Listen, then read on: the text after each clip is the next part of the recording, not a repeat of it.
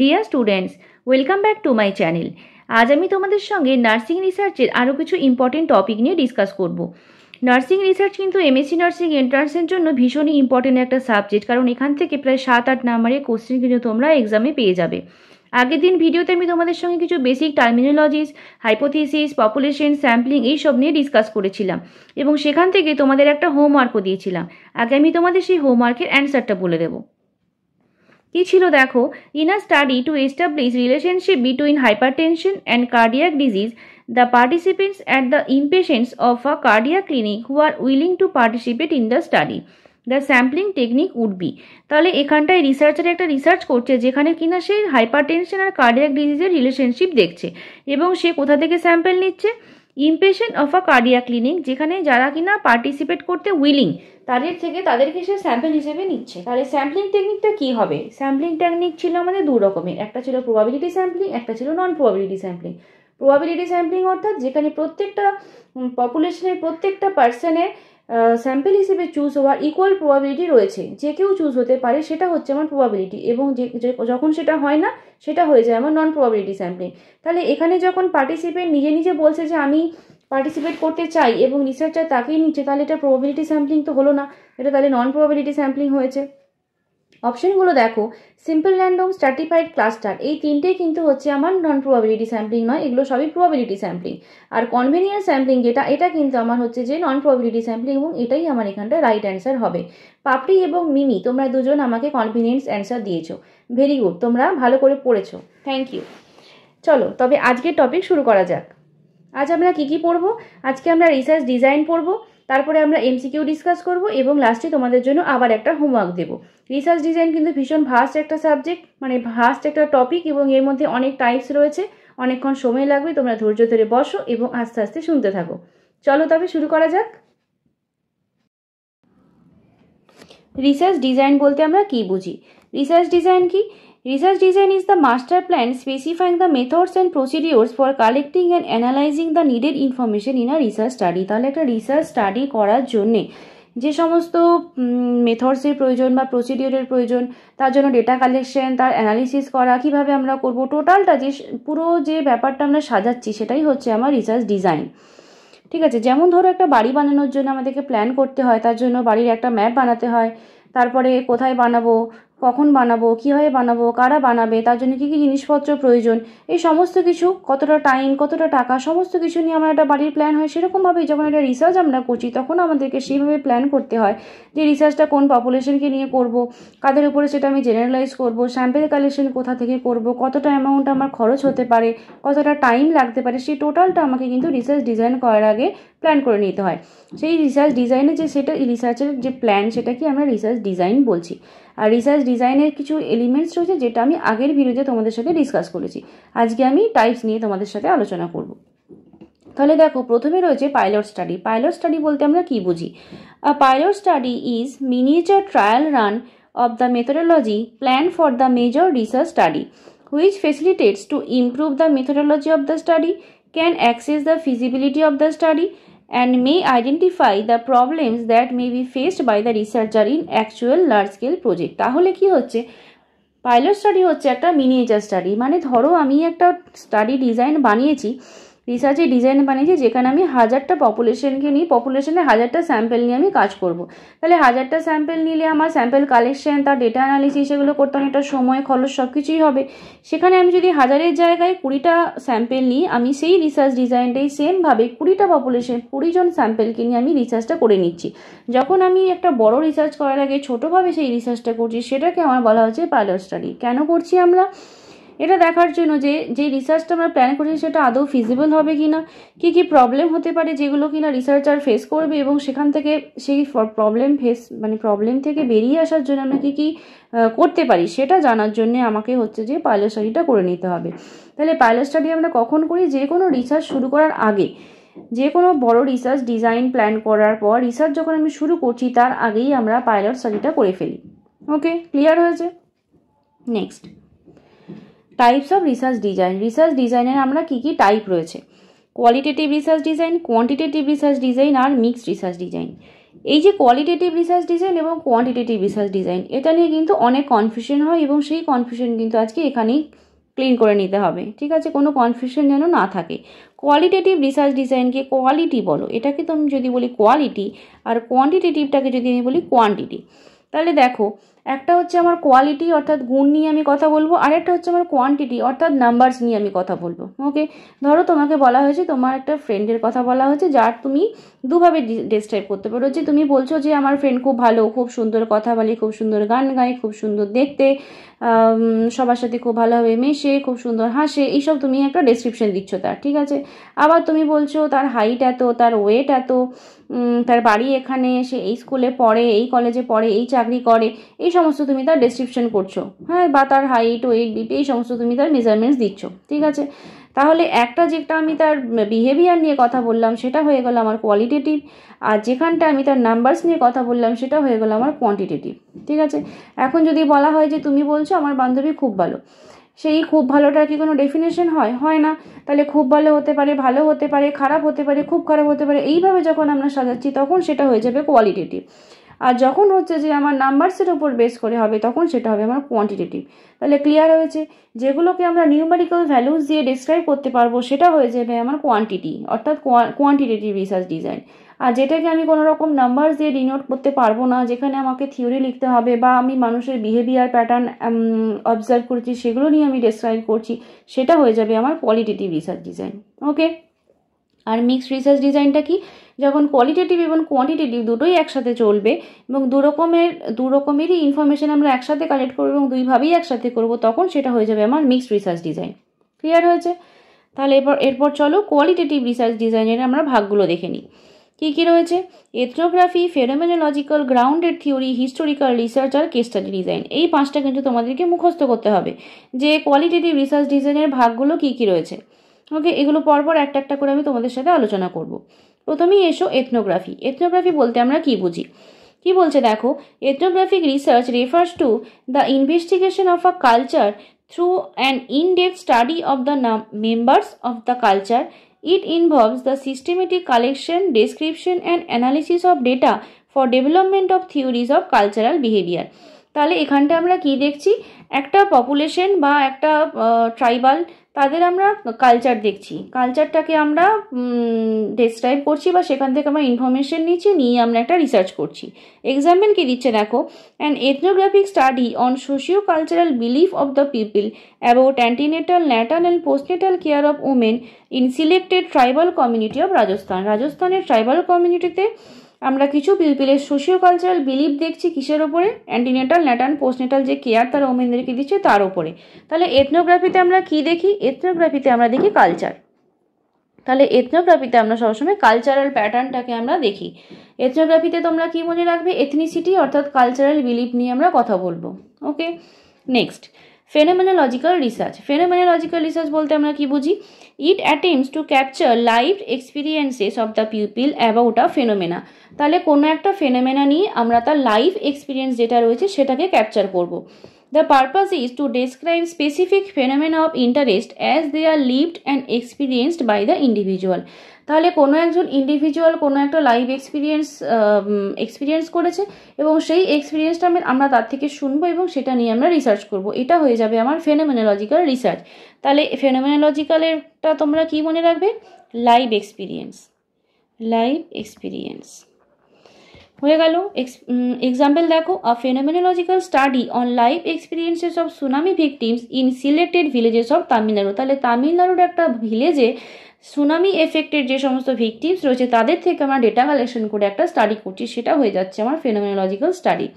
তাহলে কোনো রকমের কোনো একটা এক্সপিরিয়েন্স যখন কোনো মানুষের হচ্ছে এবং সেখান থেকে সে বেঁচে ফিরে আসছে, সেই তার থেকে যখন আমরা ইনফরমেশন নিচ্ছি তখন সেটা হচ্ছে আমার ফেনোমেনোলজিক্যাল রিসার্চ। ওকে, ক্লিয়ার হয়েছে? তাহলে ফেনোমেনোলজিক্যাল হচ্ছে আমার লাইভ এক্সপিরিয়েন্স আর এথনোগ্রাফি ছিল আমার কালচারাল বিলিফ। ওকে, নেক্সট গ্রাউন্ডেড থিওরি। এখানে আছে থিওরি, ঠিক আছে? কি বলছে দেখো, it is a research approach design to discover what problems exist in a given social environment. তাহলে একটা সোশ্যাল এনভায়রনমেন্টের মধ্যে কি প্রবলেম এক্সিস্ট করছে সেটা আমরা আগে ডিসকভার করব। তারপরে কি, how the persons involved handle them, এবং যাদের লাইফে এই প্রবলেমটা রয়েছে তারা কিভাবে সেটাকে হ্যান্ডেল করছে সেটা আমরা অবজার্ভ করব। It involves formulation, testing and reformulation of propositions until a theory is develop, এবং যতক্ষণ একটা থিওরি ডেভেলপ করতে পারছি ততক্ষণ আমরা সেই প্রবলেম এবং তার সলিউশন নিয়ে টেস্টিং করব এবং রিফর্মুলেশন অফ সলিউশনস করব, করে আমরা একটা থিওরি ডেভেলপ করব। It is specifically for theory development, তাহলে এটা কি করছে আমার থিওরি ডেভেলপমেন্ট। গ্রাউন্ডেড থিওরির মধ্যে থিওরি কথাটা রয়েছে, তাহলে এখান থেকে তোমরা মনে রাখবে গ্রাউন্ডেড থিওরি মানে হচ্ছে আমার থিওরি ডেভেলপমেন্ট করা। ওকে, এক্সাম্পল কি আছে, a grounded theory research on the adaptation levels of people with post-injury permanent physical disabilities at AIIMS new Delhi. তাহলে এইমস নিউ দিল্লিতে কিছু মানুষকে নিয়ে আমরা রিসার্চ করছি, যেখানে আমরা কি দেখছি, সেই সমস্ত post injury permanent physical disability, যাদের পার্মানেন্ট ফিজিক্যাল ডিসেবিলিটি হয়ে গেছে, সেই সমস্ত মানুষরা কিভাবে তাদের অ্যাডাপ্ট করছে, তাদের আবার নর্মাল লাইফের সাথে কিভাবে অ্যাডাপ্ট করছে, কিভাবে কোপ আপ করছে, সেইটা আমরা স্টাডি করছি এবং করে আমরা একটা থিওরি বের করছি, সেটা হচ্ছে আমার তাহলে গ্রাউন্ডেড থিওরি। ক্লিয়ার হয়েছে? Next, historical research design. Historical research design বলতে আমরা কি বুঝি? দেখো, কথায় আছে হিস্ট্রি, হিস্ট্রি অর্থাৎ অতীত। কি বলছে? A systematic collection and critical evaluation of data relating to a past occurrences of a particular phenomena is also a tradition that relies primarily on qualitative data. তাহলে কি হচ্ছে, এখানে একটা পাস্ট যে অকারেন্স হয়েছিল কিছু ফেনোমেনা নিয়ে, সেটা আমরা অবজার্ভ করছি। It is undertaken to answer questions concerning causes, effects or trends relating to past events that may shed light on present behavior or practice। অর্থাৎ ধরো আমার প্রেজেন্টলি আমি কিছু একটা বিহেভিয়ার দেখছি, সেটা পাস্টে কেমন ছিল এবং সেটা পাস্ট থেকে ইভালুয়েট হয়ে আজকে প্রেজেন্টে কিভাবে এসছে, সেইটা আমরা কিন্তু হিস্ট্রি দেখে বের করব এবং পাস্টের ওপরে আমরা কিন্তু অবজারভেশন বা মানে যেটা অ্যানালিসিস করে সেটা আমরা পাস্ট থেকে অ্যানালিসিস করব। এক্সাম্পল দেখো, historical research on the development of nursing education in India. তাহলে ইন্ডিয়াতে নার্সিং এডুকেশনটা কীভাবে ডেভেলপমেন্ট হয়েছে তার উপর আমরা একটা হিস্টোরিক্যাল রিসার্চ করছি। মানে ধরো আজকে 2024 সালে নার্সিংয়ের যেরকম কন্ডিশন আমাদের ওয়েস্ট বেঙ্গলে বলো বা আমাদের স্টেটে, সেরকম কি 1924 সালে ছিল? নিশ্চয়ই ছিল না।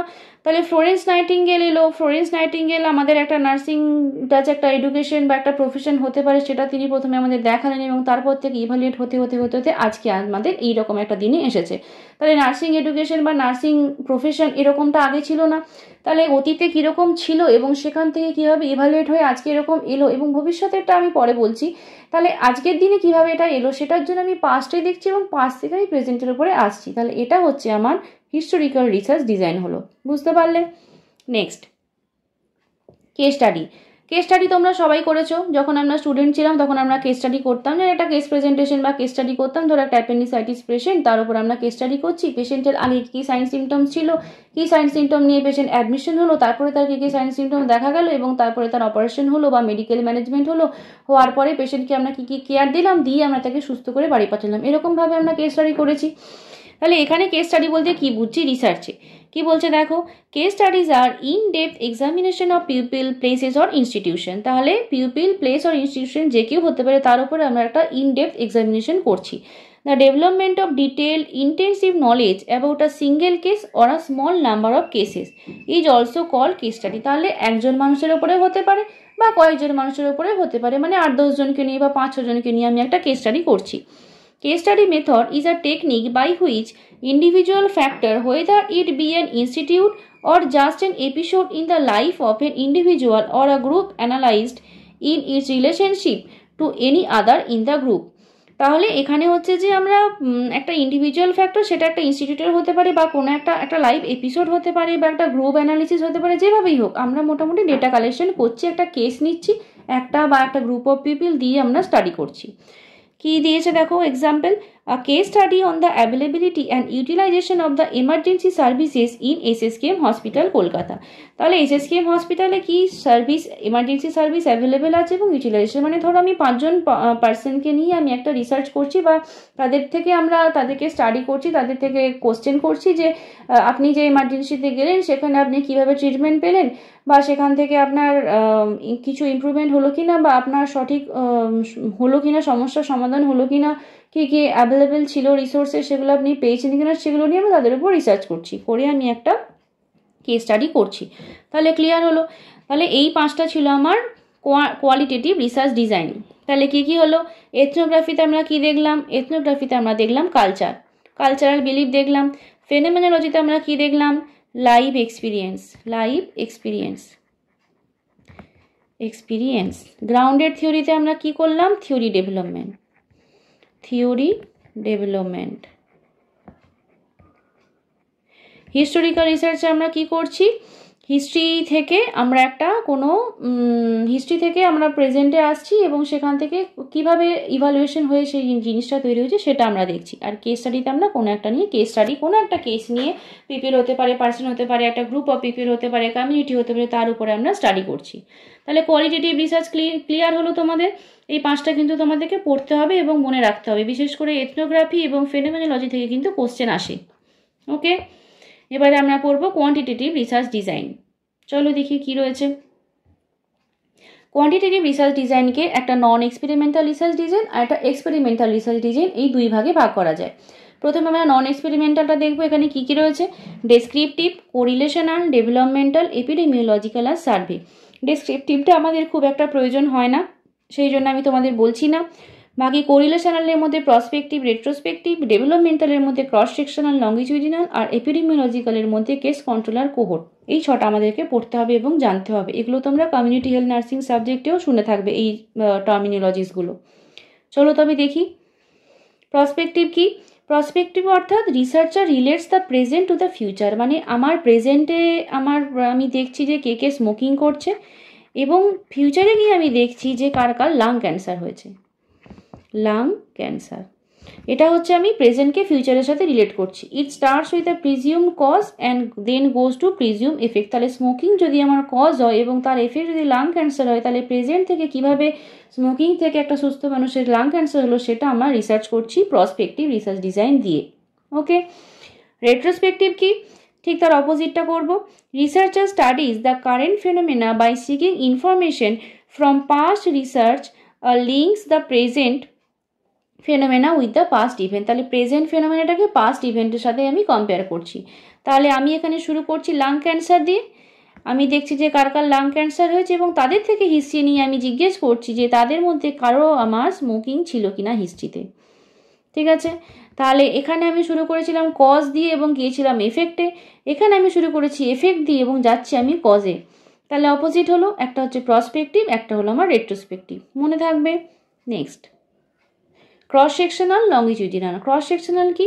মানে ধরো আমার পপুলেশন রয়েছে, এতটা পপুলেশন রয়েছে, ঠিক আছে, এটা 1 মাস সময় ধরে আমি একটা স্টাডি করছি। তার মধ্যে 1 মাসের মধ্যে আমি যে কোনো একদিন গেলাম, ওকে, আমি 13th ডেটে গেলাম এবং গিয়ে ওই দিন যে যা স্যাম্পেল আমি পেয়েছি কালেক্ট করে নিয়ে চলে এসেছি অ্যাট আ টাইম। ওকে, সেটা হয়ে যাবে আমার cross sectional, 1 period of data collection. মানে আমি একবারই ডেটা কালেকশন করবো, যা পপুলেশন স্যাম্পেল আমি পাবো সেখান থেকে আমি ডেটা কালেক্ট করে নিয়ে চলে আসবো। আর এটা হচ্ছে লঙ্গিটিউডিনাল। লঙ্গিটিউডিনাল কি? এই টোটাল 1 মাস ধরে আমি কিন্তু এখানে প্রত্যেক দিন যাবো এবং প্রত্যেক দিন একটু একটু করে আমি ডেটা কালেকশন করব। Data collected over an extended period of time. তাহলে অনেকটা সময় ধরে আমি ডেটা কালেকশন করছি লঙ্গিটিউডিনালি। ওকে, ক্লিয়ার হয়েছে? Next case control studies and cohort studies. তাহলে কেস কন্ট্রোল আর কোহোর্ট কি? কেস কন্ট্রোল হচ্ছে কি? A longitudinal approach is use to investigate the occurrence of a disease in existing presumed cause. তাহলে presume cause যেগুলো রয়েছে সেটা থেকে আমি ইনভেস্টিগেট করে দেখবো যে ডিজিজের অকারেন্সটা কীভাবে হচ্ছে। ওকে, মানে আমি ডিজিজ অকারেন্সটা কেন হচ্ছে বা কিভাবে হচ্ছে তার কারণটা আমি খুঁজে বার করার চেষ্টা করব, সেটা হচ্ছে আমার কেস কন্ট্রোল স্টাডি। সেখানে এটাকে আমরা ইনসিডেন্ট স্টাডিও বলছি। আর কোহোর্ট স্টাডি কোনটা? The causes of a disease are investigated after the occurrence of a disease. এখানে ডিজিজ আমার হয়ে গেছে, তারপরে আমি কেন হচ্ছে যে ডিজিজটা হলো তার কজটা ইনভেস্টিগেট করার চেষ্টা করছি, এটা হচ্ছে আমার কোহোর্ট স্টাডি। তাহলে একটা হলো আমার কেস কন্ট্রোল স্টাডি আর একটা হলো আমার কোহোর্ট স্টাডি। একটা হচ্ছে আমার ডিজিজ অকারেন্সের আগে আমার এক্সিস্টিং কজ কী কী ছিল সেটা দেখছি, আর একটা হচ্ছে যে ডিজিজ হওয়ার পরে ইনভেস্টিগেট করে আমরা দেখছি যে কী কারণে আমার ডিজিজটা হলো। ওকে, নেক্সট সার্ভে। সার্ভে কি? It is used to collect information from different subjects within a given population having some characteristics of interest. মানে একই ইন্টারেস্টের কিছু পপুলেশন বা কিছু সাবজেক্টকে নিয়ে আমরা কিছু কোশ্চেন করব বা ইনফরমেশন কালেক্ট করব। মানে ধরো ইন্টারেস্টেড ইন, ধরো আমি একটা প্রেশার আলসার নিয়ে আমি একটা রিসার্চ করছি, সেখানে আমি একটা ওয়ার্ডে গেলাম এবং সেখানে যাদের যাদের প্রেশার আলসার হচ্ছে তাদের উপর আমি একটা রিসার্চ করলাম বা তাদের থেকে আমি একটা সার্ভে করলাম বা তাদের পেশেন্ট পার্টির থেকে আমি একটা সার্ভে করলাম। বা ধরো একটা পপুলার টিভি সিরিজ যারা দেখে বা এই যে নেটফ্লিক্স দেখছে কেউ, সেই সমস্ত পপুলেশন থেকে আমি কিছু জনকে নিলাম যারা নেটফ্লিক্সের সাথে অ্যাডিক্টেড হয়ে রয়েছে বা যারা নেটফ্লিক্স রীতিমতো দেখছে, কন্টিনিউয়াসলি দেখছে, তাদের থেকে আমি একটা সার্ভে করে আমি কিছু একটা ইনফরমেশন কালেক্ট করার চেষ্টা করলাম। তাহলে যখন আমি হচ্ছে যে একটা পার্টিকুলার ফেনোমেনার ওপরে কিছু পার্টিকুলার টপিক অফ ইন্টারেস্টের ওপর যখন আমি একটা স্যাম্পেল নিয়ে সেখান থেকে আমি ডেটা কালেকশন করব, তখন সেটা হবে আমার সার্ভে। এটা ডেসক্রিপটিভ হতে পারে, এক্সপ্লোরেটরি হতে পারে, কম্পারেটিভ হতে পারে বা কোরিলেশনালও হতে পারে। এটা হচ্ছে যে তোমার nature of phenomena of study. ঠিক আছে, যে কোনোভাবেই কিন্তু আমরা সার্ভেটা করতে পারি। মেথড কী কী রয়েছে? রিটেন সার্ভে রয়েছে, ওরাল সার্ভে রয়েছে, ইলেকট্রনিক সার্ভে রয়েছে। রিটেন সার্ভে অর্থাৎ আমি কোশ্চেনিয়ার বানিয়ে দিয়ে দেবো। ওরাল সার্ভে অর্থাৎ আমি মুখে মুখে কোশ্চেন জিজ্ঞেস করবো। ইলেকট্রনিক অর্থাৎ আমি কম্পিউটারের মাধ্যমে বা একটা কোশ্চেনিয়ার রেডি করে আমি অনলাইনে দিয়ে দিলাম, সেখান থেকে আমার মানুষ ফিল আপ করছে। তাহলে এই হলো আমার সার্ভে। ওকে, ক্লিয়ার হয়েছে? তাহলে নন এক্সপেরিমেন্টালের মধ্যে আমরা কী কী পড়লাম? নন এক্সপেরিমেন্টালের মধ্যে আমরা 5টা পড়লাম। তার মধ্যে কোরিলেশনাল, ডেভেলপমেন্টাল, এপিডেমিওলজিক্যালের এই 6টা ভাগ থেকে কিন্তু কোশ্চেন এলেও আসতে পারে। তাহলে এই আমার 6টা কিন্তু ইম্পর্টেন্ট এবং এই 6টা তোমরা মনে রাখবে। ওকে, নেক্সট এবার আমরা পড়বো এক্সপেরিমেন্টাল রিসার্চ ডিজাইন। এক্সপেরিমেন্টালের মধ্যে কী কী রয়েছে? একটা হচ্ছে ট্রু এক্সপেরিমেন্টাল, একটা হচ্ছে আমার কোয়াসি এক্সপেরিমেন্টাল, আর একটা হচ্ছে আমার প্রি এক্সপেরিমেন্টাল। ঠিক আছে, এর মধ্যে তোমাদেরকে একটা জিনিস বলে দিই, ট্রু এক্সপেরিমেন্টালে কী কী থাকে। একটা হচ্ছে আমার থাকবে ম্যানিপুলেশন, যেটাকে আমি বলছি এম। তার সাথে থাকবে আমার কন্ট্রোল, যেটাকে আমি বলছি সি। আরটা থাকবে আমার র্যান্ডোমাইজেশন, অর্থাৎ আমার র্যান্ডম সিলেকশন অফ স্যাম্পল হবে, র্যান্ডোমাইজেশন অর্থাৎ প্রবাবিলিটি স্যাম্পলিং আমাকে কিন্তু ইউজ করতে হবে। আমি কিন্তু নন প্রবাবিলিটি স্যাম্পলিং নিতে পারবো না। তাহলে তখনই আমার সেটা ট্রু এক্সপেরিমেন্টাল হবে, যখন আমার সেখানে ম্যানিপুলেশন, কন্ট্রোল এবং র্যান্ডোমাইজেশন সবগুলো থাকবে, তখন সেটা আমার ট্রু এক্সপেরিমেন্টাল রিসার্চ ডিজাইন হবে। কোয়াসি এক্সপেরিমেন্টাল কখন হবে? যখন আমার থাকবে ম্যানিপুলেশন, তার সাথে কন্ট্রোল অর র্যান্ডোমাইজেশন যে কোনো একটা, তখন সেটা হবে আমার কোয়াসি এক্সপেরিমেন্টাল রিসার্চ ডিজাইন। আর প্রি এক্সপেরিমেন্টালে কী থাকবে? শুধুমাত্র ম্যানিপুলেশন থাকবে, আর কিচ্ছু থাকবে না। ঠিক আছে, তাহলে এক্সপেরিমেন্টাল রিসার্চ ডিজাইনের 3টে ভাগের মধ্যে কী কী ডিফারেন্স বুঝতে পারলে। এবারে বলি ট্রু এক্সপেরিমেন্টাল কী কী রয়েছে। এখানে তোমরা এই নামগুলোকে মনে রাখবে এবং ট্রু এক্সপেরিমেন্টালের মধ্যে কোনগুলো পড়ছে এই টাইপ থেকে কোশ্চেন আসতে পারে। এইগুলো থেকে খুব একটা বিশেষ কিছু আসে না, কিন্তু নামগুলো তোমাদেরকে মনে রাখতে হবে। কী কী আছে দেখো, post test only control group design. তাহলে এখানে কি হচ্ছে, একটা এক্সপেরিমেন্টাল গ্রুপ থাকছে, একটা কন্ট্রোল গ্রুপ থাকছে, কিন্তু দুটো গ্রুপের মধ্যে কাউকেই আমরা প্রি টেস্ট নিচ্ছি না, শুধুমাত্র পোস্ট টেস্ট নিচ্ছি আমরা। ওকে, আর এটা কি pre test, post test, control group এখানেও সেম রয়েছে, কিন্তু এখানে আমরা এক্সপেরিমেন্টাল এফেক্ট কিছু দেওয়ার আগে তাদের আমরা প্রি টেস্ট করে নিচ্ছি। ওকে, সোলোমন 4 গ্রুপে কি হচ্ছে, এখানে 4টে গ্রুপ থাকছে, যার মধ্যে দুটো গ্রুপকে হচ্ছে যে আমরা ট্রিটমেন্ট দিচ্ছি, দুটো গ্রুপকে আমরা ট্রিটমেন্ট দিচ্ছি না।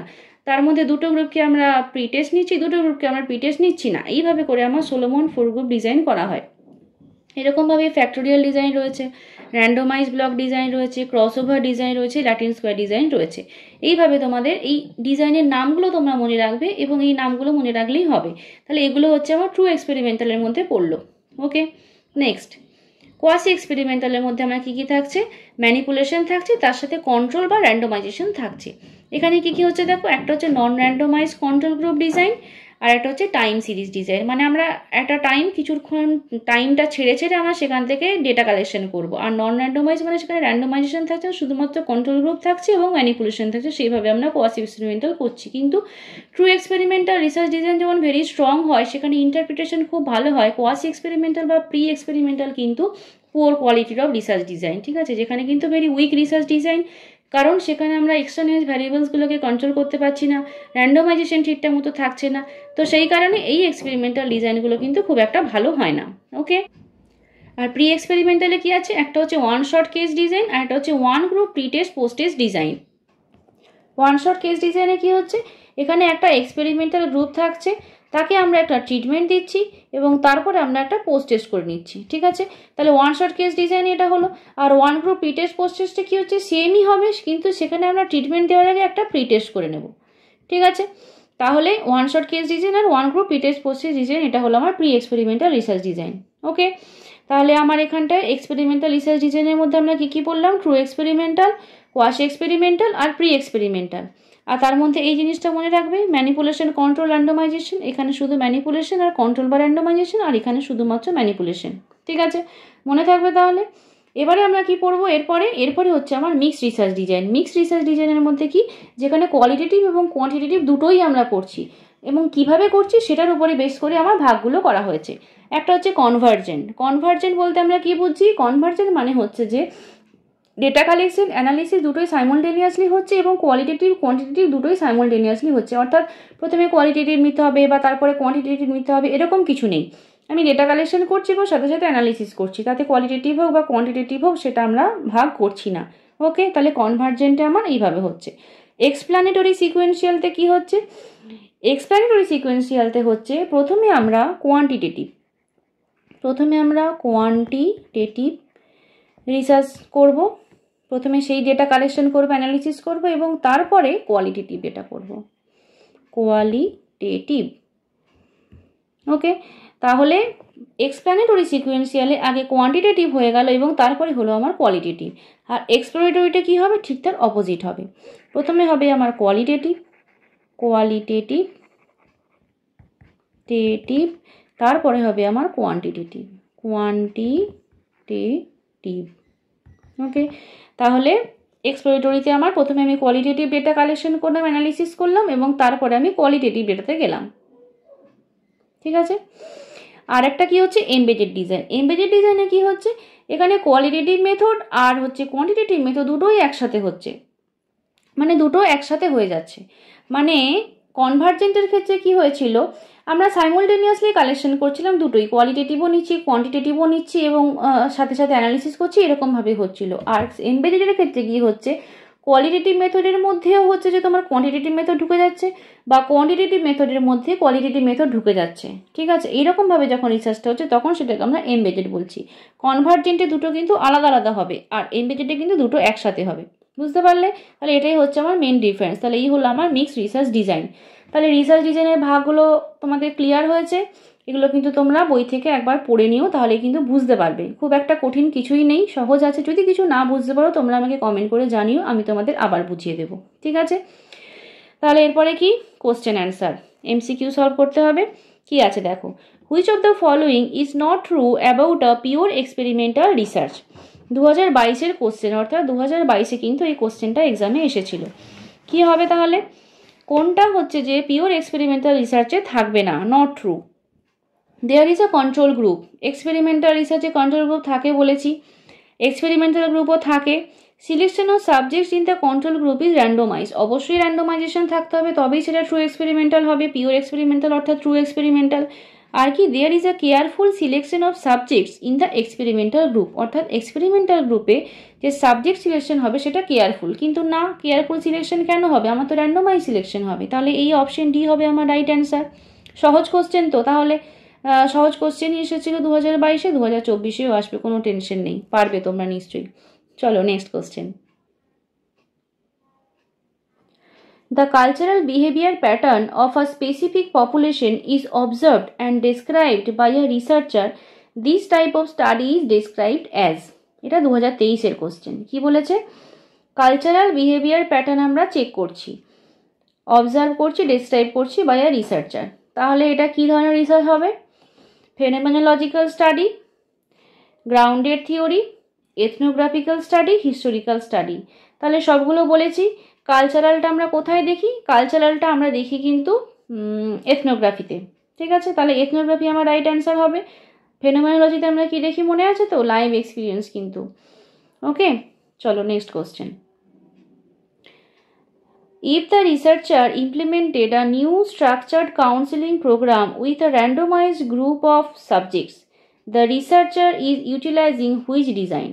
তাহলে এখানে রিসার্চার কি করছে, নিউ স্ট্রাকচার্ড কাউন্সিলিং প্রোগ্রাম একটা তৈরি করেছে আর সেটা একটা র্যান্ডোমাইজ গ্রুপ অফ সাবজেক্টের ক্ষেত্রে দিচ্ছে। তাহলে এটা কি ধরনের রিসার্চ ডিজাইন হবে, quasi experimental, experimental, comparative, methodological. Methodological তো হবে না, এখানে কোনো কম্পারিজন নেই, তাহলে কোয়াসি এক্সপেরিমেন্টাল এবং এক্সপেরিমেন্টালের মধ্যে একটা হবে। দুটোর মধ্যে মেন ডিফারেন্স কি বলতো? এক্সপেরিমেন্টালের মধ্যে কন্ট্রোল এবং র্যান্ডমাইজেশন দুটোই থাকে, কোয়াসি এক্সপেরিমেন্টালের মধ্যে র্যান্ডমাইজেশন এবং কন্ট্রোলের মধ্যে যে কোনো একটা থাকবে আমার কোয়াসি এক্সপেরিমেন্টালের ক্ষেত্রে। এখানে আমি হচ্ছে নিউ স্ট্রাকচার কাউন্সিলিং প্রোগ্রামটা দিচ্ছি, মানে সেখানে হচ্ছে যে আমি একটা এক্সপেরিমেন্টাল গ্রুপ রয়েছে এবং সেখানটা ম্যানিপুলেশন থাকছে এবং তার সাথে কি হচ্ছে একটা র্যান্ডমাইজেশন থাকছে। তাহলে র্যান্ডমাইজেশনও থাকছে এবং যখন আমি তাকে একটা এক্সপেরিমেন্টাল এফেক্ট দিচ্ছি তাহলে সেটা কিন্তু আমার একটা এক্সপেরিমেন্টাল রিসার্চ হবে, কারণ আমি এক্সপেরিমেন্টই তো করছি। ওকে, তাহলে এখানে কিন্তু অপশন বি এক্সপেরিমেন্ট হবে আমার right answer. Okay, next, the life experience of surviving a tsunami, which type of study is this? বলার কিছুই নেই, সুনামি এক্সপিরিয়েন্স মানে লাইভ এক্সপিরিয়েন্স, সেটা হয়ে যাবে আমাদের ফেনোমেনোলজিক্যাল স্টাডি।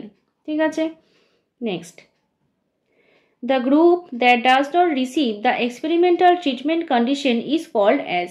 তাহলে এক্সপেরিমেন্টাল ট্রিটমেন্ট আমরা যাকে দিই না যেই গ্রুপকে, সেই গ্রুপকে আমাদেরকে কি বলা হচ্ছে? এক্সপেরিমেন্টাল গ্রুপ অর্থাৎ যাকে আমরা এক্সপেরিমেন্টটা করছি, কন্ট্রোল গ্রুপ অর্থাৎ যাকে আমরা এক্সপেরিমেন্ট দিচ্ছি না, যাকে আমরা কোনো কিছু দিচ্ছি না সেটা হবে আমার control group. Treatment group, independent group এইরকমভাবে তো আমরা করি না, এই দুটোই মেন আমরা নিয়ে কাজ করেছি। ওকে, তাহলে কন্ট্রোল গ্রুপ হবে আমার রাইট অ্যান্সার। ট্রিটমেন্ট গ্রুপ বলতে যে গ্রুপকে ট্রিটমেন্ট দেওয়া হচ্ছে সেটাকে আমরা ধরতে পারি যে ট্রিটমেন্ট গ্রুপ। আর ইন্ডিপেন্ডেন্ট গ্রুপ তো হয় না, ইন্ডিপেন্ডেন্ট ভ্যারিয়েবলস হয়, পড়িয়েছি তোমাদের আমি। তাহলে এখানে কন্ট্রোল গ্রুপ হবে আমার right answer. All of the following R qualitative research methods except. তাহলে কোয়ালিটেটিভ রিসার্চ মেথড কোনটা নয়? ফেনোমেনোলজি, গ্রাউন্ডেড থিওরি, এথনোগ্রাফি, কোরিলেশনাল, এই তিনটে হচ্ছে আমার কোয়ালিটেটিভ আর কোরিলেশনালটা হচ্ছে আমার কোয়ান্টিটেটিভ। ঠিক আছে, তাহলে কোরিলেশনটা হবে না, এটা আমার রাইট অ্যান্সার হবে।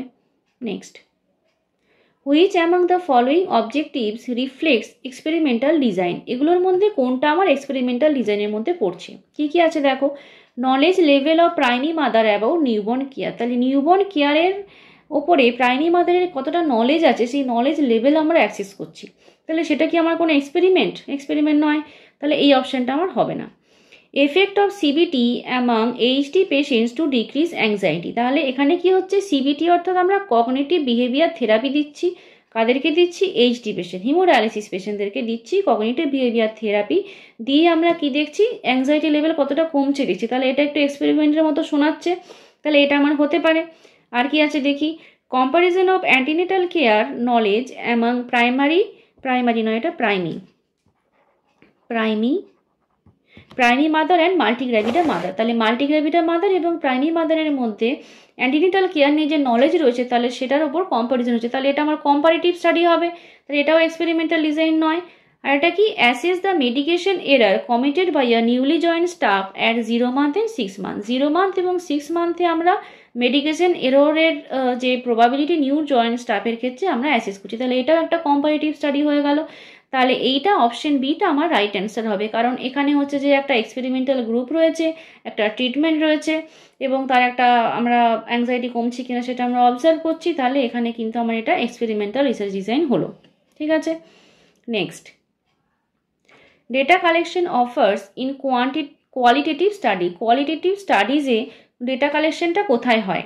Lab setting, natural setting, classroom, clinical area. Qualitative স্টাডিতে আমরা কীরকম ডেটা কালেকশন করি? মানুষের লাইফ এক্সপিরিয়েন্স দেখছি, কালচারাল বিলিফ দেখছি, কিভাবে তারা থাকে, লাইফস্টাইল দেখছি, হিস্ট্রি দেখছি, তাহলে সেগুলো কি আমার ল্যাবে করা পসিবল হবে না?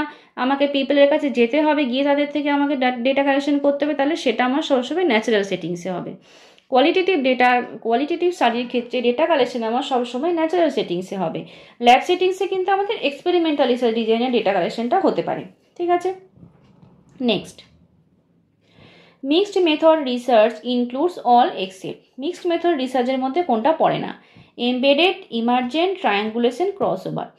এমবেডেড বলেছি, ইমার্জেন্ট বলেছি, ট্রায়াঙ্গুলেশন বলতে যে দুটো আমরা পড়েছিলাম প্রথম এবং সেকেন্ড অ্যান্ড থার্ড, সেটা ট্রায়াঙ্গুলেশনের মধ্যে হতে পারে। ক্রস ওভার ডিজাইন, যেটা ক্রস ওভার ডিজাইনটা কিন্তু আমার নন এক্সপেরিমেন্টাল রিসার্চ ডিজাইনের মধ্যে পড়ে এবং এটা কিন্তু মিক্সড মেথড ডিজাইন নয়। ওকে, তাহলে ক্রস ওভার ডিজাইন হবে আমার right answer. Next, the type of research that has a control over variables, manipulate variables and uses purposive sampling is known as। তাহলে রিসার্চার রিসার্চ করছে যেখানে কন্ট্রোল থাকছে ভ্যারিয়েবলসের ওপরে, manipulate করছে ভ্যারিয়েবলসকে আর ইউজেস পারপাসিভ স্যাম্পলিং। পারপাসিভ স্যাম্পলিংটা আমার কি স্যাম্পলিং, প্রবাবিলিটি না নন প্রবাবিলিটি বলো তো? পারপাসিভ স্যাম্পলিং কিন্তু আমার নন প্রবাবিলিটি স্যাম্পলিং। তাহলে যদি আমার এক্সপেরিমেন্টাল করতে হয় তাহলে সেটা হবে আমার র্যান্ডমাইজেশন থাকতেই হবে। তাহলে ট্রু এক্সপেরিমেন্টাল তো আমার হবে না, কোয়াস এক্সপেরিমেন্টাল হতে পারে। প্রি এক্সপেরিমেন্টালের ক্ষেত্রে আমার শুধুমাত্র কি থাকে, ম্যানিপুলেশন থাকে, সেখানে কিন্তু আমার কন্ট্রোল গ্রুপ বা র্যান্ডমাইজেশন থাকে না, তাহলে কন্ট্রোল হবে না, নন এক্সপেরিমেন্টালও হবে না, তাহলে এটা আমার কোয়াস এক্সপেরিমেন্টাল রিসার্চ ডিজাইন হবে। বোঝা গেছে তো? তাহলে ক্লিয়ার হলো, মানে কোয়াস এক্সপেরিমেন্টালে কী থাকে, কন্ট্রোল থাকছে, আর র্যান্ডমাইজেশন বা কন্ট্রোলের মধ্যে যে কোনো একটা থাকছে, তার সাথে ম্যানিপুলেশন থাকছে, তখন আমরা সেটাকে বলছি যে কোয়াস এক্সপেরিমেন্টাল। তাহলে এখানে কোয়াস এক্সপেরিমেন্টাল হবে আমার রাইট অ্যান্সার। ক্লিয়ার হয়েছে? নেক্সট তোমাদের হোমওয়ার্ক কি আছে দেখো। If the researcher implemented a newly structured counselling programme with a randomised group of subject and a routine counseling program with another randomized group of subject, the researcher is utilizing which design? তাহলে এই কোশ্চেনের answer কি হবে? কোয়াস experimental, experimental, comparative, মেথ্রোলজিক্যাল, এই চারটের মধ্যে কোন অ্যান্সারটা হবে সেটা তোমরা আমাকে কমেন্ট করে জানিও, তাহলে আমিও বুঝতে পারবো তোমরা আমার পড়ানোটা বুঝতে পেরেছো কিনা।